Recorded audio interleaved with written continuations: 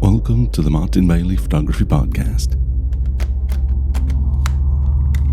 It's February 13, 2017, and this is episode 560.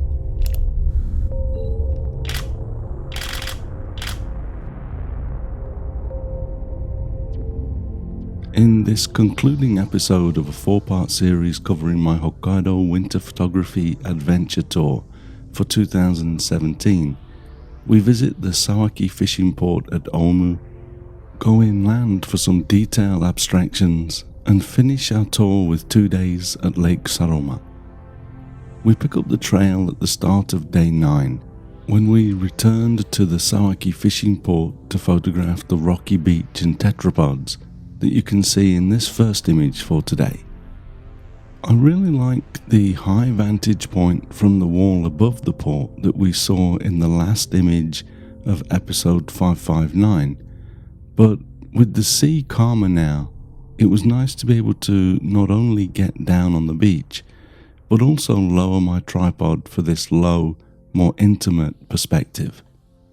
I don't subscribe to the school of thought that says every image needs a good foreground. In fact, I've now seen way too many images that have a really uninteresting, over-accentuated foreground simply because people have had this drilled into them. There are times, however, when the foreground does have enough interest to warrant getting down low and showing the details, and I believe that these wet black rocks fall into this category. I also like how the sun catches the wet rock more to the right side, and this gradually decreases over towards the left side of the frame. The other so-called rule that I'm breaking with this image is that I put the horizon line almost along the center of the frame. This was, of course, done on purpose, as I like the balance afforded to the image by including almost as much sky as foreground. Especially here because there is plenty of texture and detail in the sky. If it was just a plain grey sky, I would have pointed the camera down more. Another thing that I'd like to mention about this image is that I stopped down the aperture to f16, which you'll probably recall is a third of a stop smaller than my usual landscape aperture of f14. I did this partly because I wanted a slower shutter speed, but also because I wanted good focus from the nearest foreground to the distant objects. But it does start to introduce just a slight amount of diffraction, which is what happens when light passes through a small hole, causing the image to become slightly softer despite the deeper depth of field.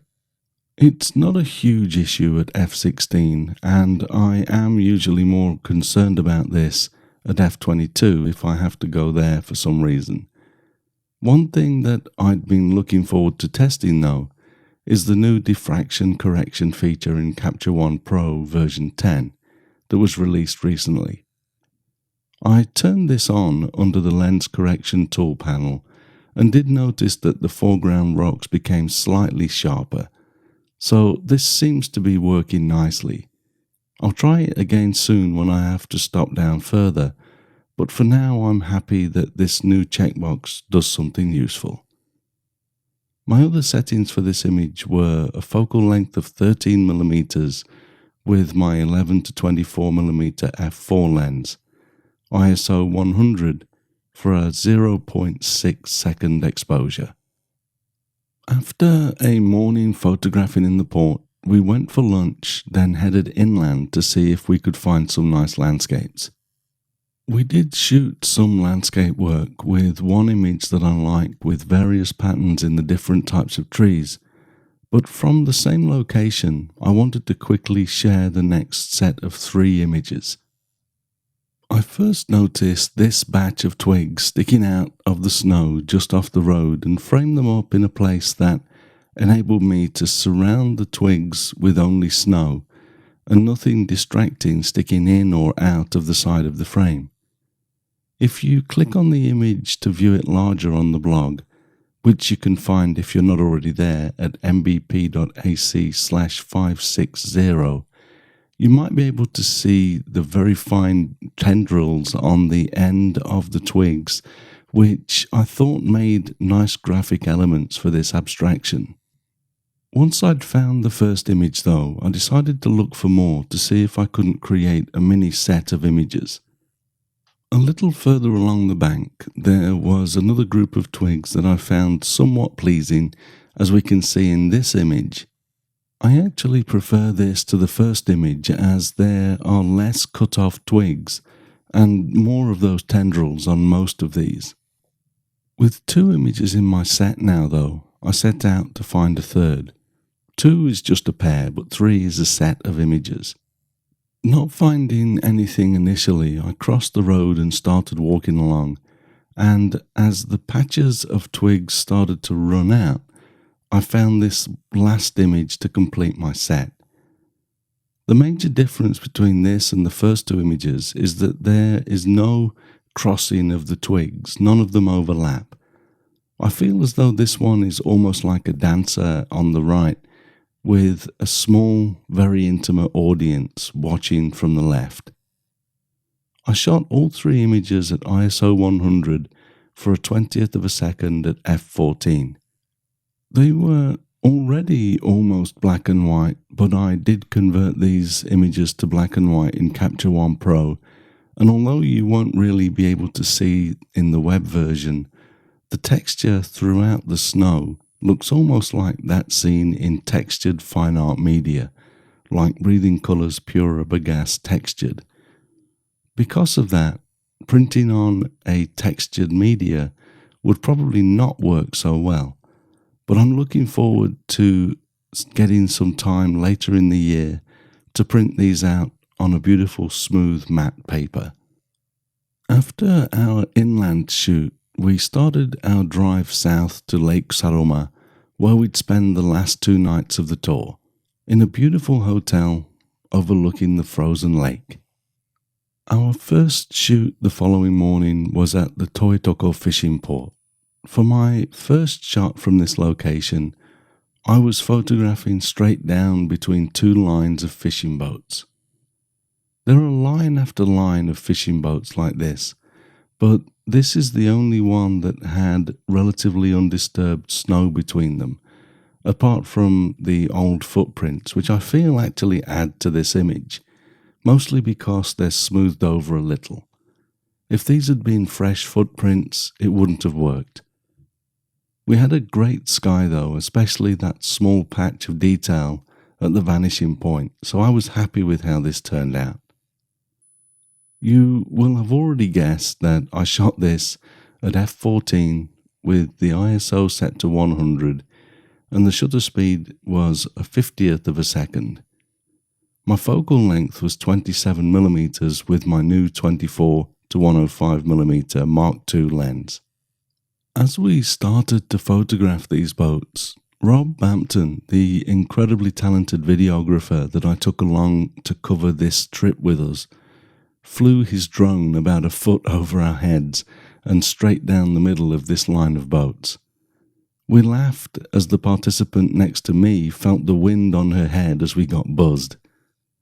The footage that Rob captured here and throughout the trip is really quite amazing and enables the viewer to really experience this tour firsthand.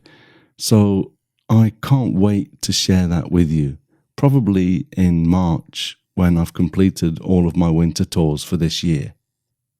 Going wide for the previous shot enabled me to tell the bigger story of the multiple lines of boats, but I went a little narrower to 43mm for this next image so that I could show more of the detail of these beautiful rugged fishing boats that have been brought up on land for the winter to avoid them being crushed by the sea ice. The sun was coming from camera right, so the texture in the snow is beautifully accentuated, and the backs of the boats lit with a lovely, soft, diffused light from the somewhat overcast sky. I have a tendency to try to include all of my subjects, so I sometimes find it difficult to crop off the top of the rigging on these boats to the left of this image. But I'd have had to go much wider to include that, and that would have taken away the detail that we have in this final image. Sometimes you just have to make a decision and cut off certain features of your subject for the greater good. Again, I shot this at f14 ISO 100 with a shutter speed of a 60th of a second. To my back, as I shot these last few images, there was a line of larger boats that we can see in this image. I was attracted to this line because of the way the snow has drifted, forming ridges between the boats, but also because the larger boats gave us a better look at the screws and rudders, which I thought added something to this image over the previous ones.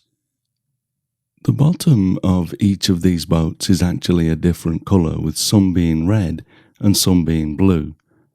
It can sometimes feel a little bit wasteful to throw out this colour information, but I personally just prefer to see these images in black and white. This doesn't mean that we simply ignore colour in our black and white images though.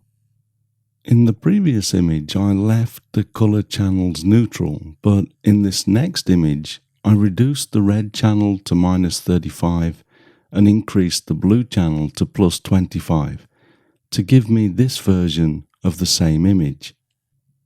Not only will you notice that the second boat from the right now looks a little lighter than the first and the third boats from the right, you will also see that this new version now has much more contrast between the rightmost screw and its background, which was the red underside of the boat behind it.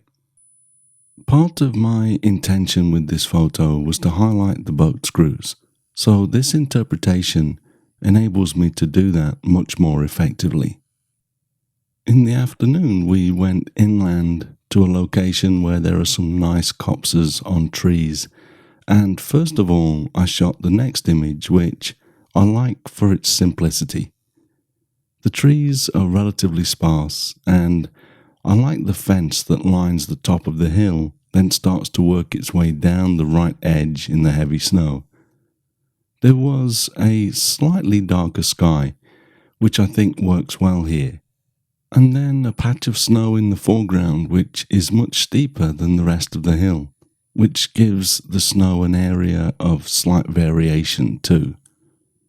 This scene is quite a distance from the road on private land, so we can't climb up to it, but with my 100 to 400mm lens at 400mm, I was able to get this framing that I'm happy with.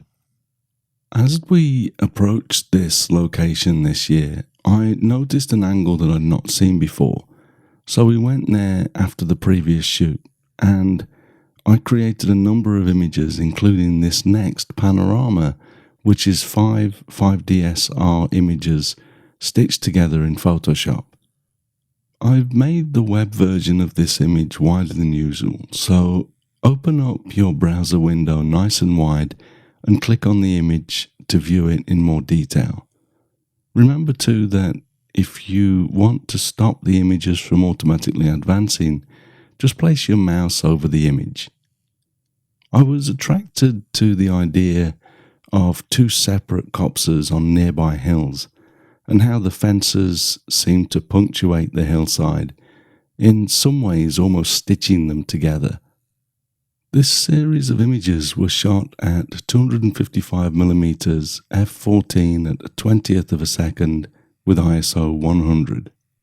The following morning we visited a tree that I have shot many times now. There was a little less snow than usual this year though, so the grasses around the tree weren't as buried as they usually are. This added a little complexity to our compositional decisions, but I was happy with a few photos that I got. This one appeals to me because I was able to get a little patch of clear snow in front of the grasses, but also place these two tall grasses along the left side of the frame. The main thing that I try to do when composing an image like this is to find a place where I can get as few objects leading to the edge of the frame as possible. There are a few grass stems going out of the frame in the middle band, but the foreground was quite clear here. Also, this angle enabled me to place the sun behind the tree, so the bright area of the sky around the sun became easier to manage, and it gave more pleasing shadows as they seemed to radiate out from the tree. This was an 11mm focal length at f14, a 125th of a second at ISO 100. The previous day we'd visited Toitoko fishing port in the morning, so on this day we went back in the afternoon for some slightly different light. I had a photo to share with you from that session, but I chose to include the second example of using the color channels earlier, so we'll skip that one. The following morning, we basically have a couple of hours to shoot as we head to the airport, so we visited Cape Notoro and photographed the lighthouse there. I was a little disappointed aesthetically to see that they have now put solar panels on the roof of the lighthouse and built a steel fence around it. So my best angle was this image with the foreground grasses hiding most of that. This was also the first day of the trip where we'd had mostly clear skies, which I'm not usually a fan of, but as we had to fly back to Tokyo in the afternoon, this was probably better than a snowstorm, which could have resulted in a delayed return, so all was good. I shot this at 35mm with an aperture of f14 for 160th of a second at ISO 100. Again, all of the images that we've looked at today were converted to black and white in Capture One Pro, my new raw processing and image management software of choice.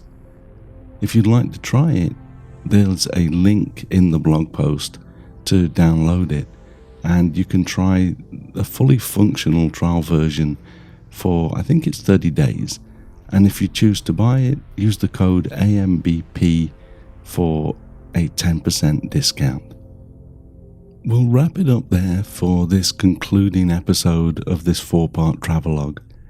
I hope you've enjoyed joining us vicariously as we circumnavigate the northern part of Hokkaido in this true winter wonderland minimalist tour and workshop. If you are perhaps interested in joining us on a future tour, please do take a look at the details on the tour page at mbp.ac/HLPA. And if you have any questions at all, please do drop us a line via our contact form on the website at martinbaileyphotography.com. Thanks very much for listening today. If you enjoy this podcast, please share a link with your friends. Subscribe in iTunes or your favorite podcast program to ensure uninterrupted delivery. If you have a moment to rate the podcast or leave us a review in iTunes, that helps to keep us relevant in the huge number of podcasts out there now. You can find me on Google+, Twitter, Instagram and Facebook, etc. And links to everything that I'm up to are at martinbaileyphotography.com, so do drop by and take a look. I'll be back next week with another episode, but in the meantime, you take care and have a great week, whatever you're doing. Bye bye.